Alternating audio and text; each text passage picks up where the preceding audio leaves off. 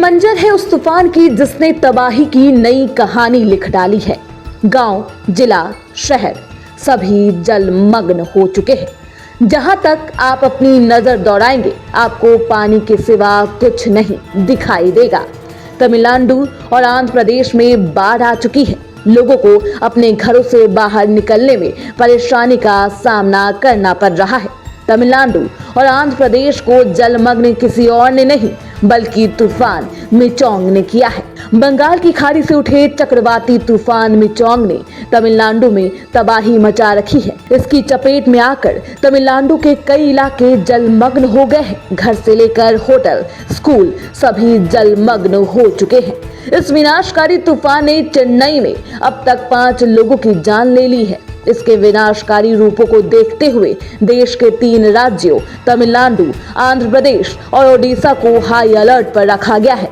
Reports की माने तो मिचोंग का सबसे ज्यादा प्रभाव तमिलनाडु और आंध्र प्रदेश में देखा जा सकता है। इसी वजह से इन दोनों राज्यों को अलर्ट मोड पर रखा गया है। मिचोंग तबाही की नई पटकथा लिख रहा है।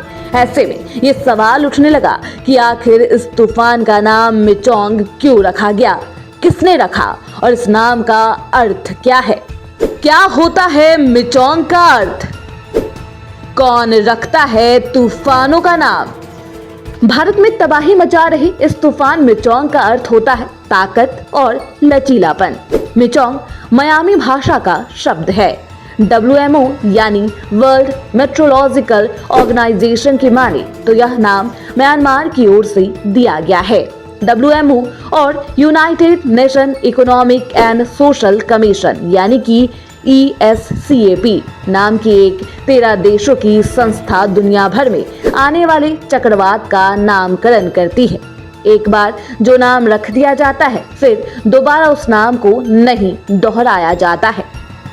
आपको बता दें WMO और ESCAP में शामिल 13 देशों में Bharat, Bangladesh, Myanmar, Pakistan, Maldives, Oman, Sri Lanka, Thailand, Iran, Qatar, Saudi Arab, संयुक्त अरब अमीरात और यमन का नाम शामिल है। ये सभी देश बारी बारी से तूफानों का नामकरण करते हैं। जैसे बंगाल की खाड़ी से उठे इस चक्रवाती तूफान का नाम मिचोंग म्यांमार की ओर से दिया गया है। ऐसे में अब अगले तूफान के नामकरण की जिम्मेदारी पाकिस्तान के पास होगी।